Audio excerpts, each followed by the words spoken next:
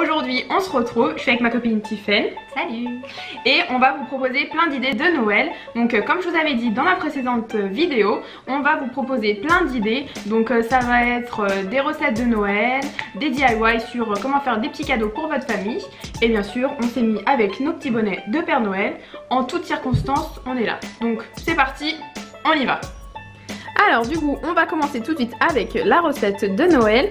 Donc avec Titi on a choisi les petits biscuits de Noël. Donc pour cela vous aurez besoin tout d'abord d'un rouleau à pâtisserie. Oui, c'est mieux pour écraser la pâte. Après la petite cuillère en bois, ce sera plus facile à mélanger.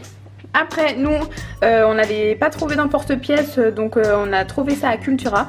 D'ailleurs je vous mettrai tous les prix en légende pour ceux que ça intéresse.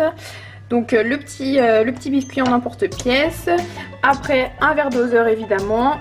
Le saladier. Après au niveau des ingrédients il faudra 250 g de farine. Ensuite 120 g de sucre. Nous on a du sucre à la stevia, mais peu importe le sucre que vous choisissez, ça n'a pas d'importance. Ensuite il faudra 125 g de beurre.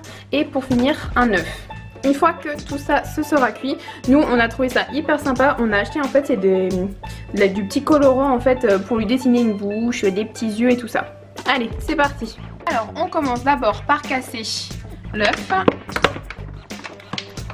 On met directement dans le saladier. Évidemment on fait pas comme moi, on fait pas tomber des coquilles à l'intérieur. Hein, c'est mieux.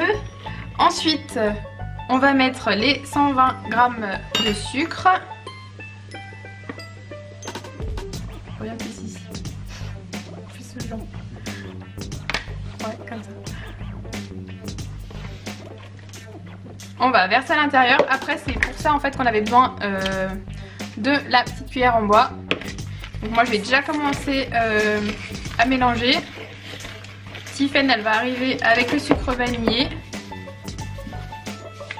Et j'ai oublié de vous dire aussi, il faut une petite pincée de sel. Donc peu importe le sel que vous prenez, voilà. On a pris celui-ci. Hop, on met tout ça à l'intérieur. Et là, on brasse comme il faut. Donc n'hésitez pas parce que ce qu'il y a dans les recettes, c'est que souvent si on mélange mal, c'est ça qui va faire que la pâte va pas être très facile à manier. Donc après, on va mettre de la farine. Je sais pas si tu veux y arriver comme ça. Là du coup on va mettre nos 250 g de farine.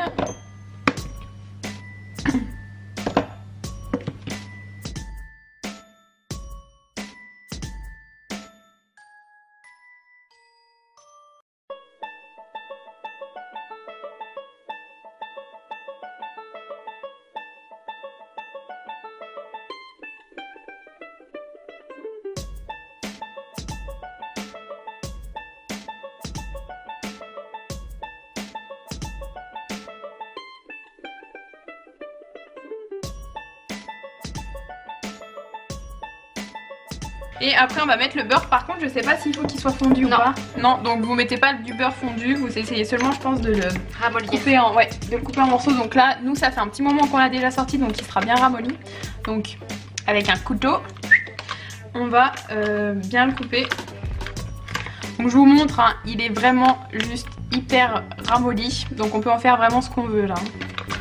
Donc je pense qu'on va couper des petits bouts comme ça. Et on va les mettre directement dans la pâte. Hop. Voilà.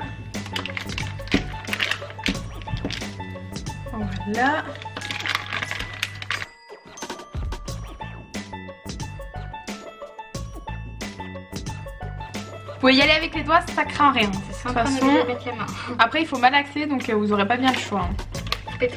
Après, pour toutes les personnes qui voudraient se faire cette recette, si vous ne vous sentez pas de le faire, je préfère que vous le fassiez avec vos parents parce que vu qu'il faut utiliser un couteau, ça peut être un peu dangereux.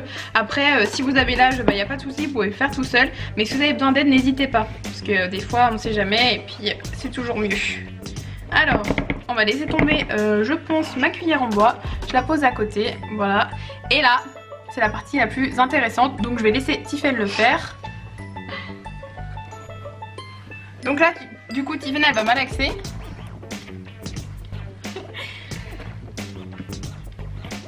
Donc pour ceux qui aiment pas trop, malheureusement, il n'y a pas trop le choix hein, parce que c'est là qu'on a un meilleur résultat en fait pour la pâte sablée du coup.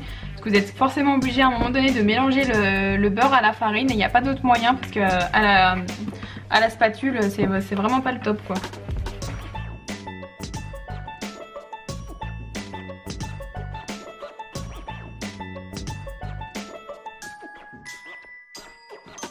Par contre, alors du coup, comme vous voyez, la pâte en fait qu'on a, elle est pas très je sais pas comment expliquer, elle est pas encore bien faite, donc vous pouvez un peu rajouter de la farine.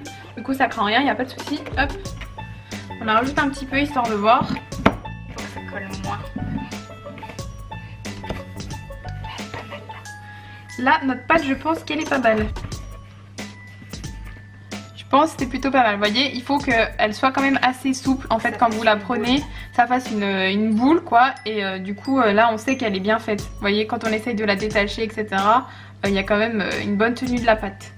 Donc, après, du coup... Il faut faire une boule dans les mains, c'est la taper. Ah. Il faut frapper. Une fois qu'on a fait la boule comme ça... Du coup, on va pouvoir la mettre dans une assiette et il faut la laisser reposer 15 minutes en fait au frigo. Donc c'est parti. Alors là, du coup, notre pâte, elle sort du frigo. Elle est restée 15 minutes. Donc là, on va mettre la farine en fait sur la table. Après, chez vous, si vous avez un plan de travail ou pareil, je sais pas, une grande table où vous pouvez mettre de la farine, c'est tip top. Par contre, il faut éviter d'y mettre sur une plaque par exemple de cuisson, etc. Parce que si vous devez en fait... faire un coup de rouleau à pâtisserie, ça va pas marcher. Donc là du coup on étale bien. On pose la pâte directement dessus et on essaye de l'aplanir et là on va directement y aller en fait avec le rouleau à pâtisserie.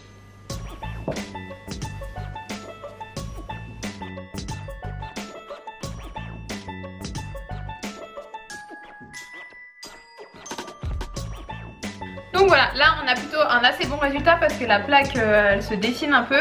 Après ce qu'on fera c'est que vraiment si on voit que on perd de la pâte ou quoi, on va la repétrir et puis après on fera. Donc là on a fini de le découper et du coup on va voir le résultat. Tadam! Donc après nos multiples galères tout à l'heure, on a enfin réussi à en faire un. Donc une fois que c'est fait, vous y mettez en fait soit sur une plaque de cuisson, soit directement en fait sur du papier sulfurisé. Donc nous c'est ce qu'on va faire parce que je trouve que ça salit moins et qu'après c'est plus pratique pour les décoller sans les casser. Donc là on continue et on va constituer sa petite famille parce que là pour l'instant sur la plaque, le petit Kiki là il est tout seul.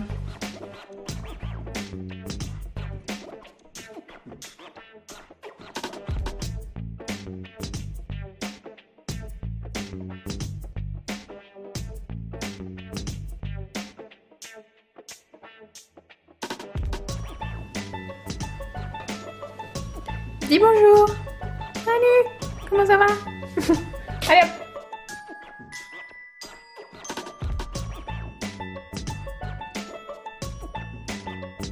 Ils sont bien cuits. Ils sont tout bien dorés. On adore. Et là du coup on va leur faire leurs petits habits de Noël. Donc pour nous c'est une première. Je sais pas si Tiffany elle sera plus forte que moi. Donc c'est Tiffany qui commence. Moi je suis très nulle en dessin, que vous sachiez. Je pourrais pas vous faire des trucs de malade. Donc on va déjà essayer de faire en sorte qu'il ressemble à quelque chose. Oui, je pense que c'est un bon début. À savoir, si vous y prenez bien à l'avance, vous pouvez toujours chercher des modèles sur internet.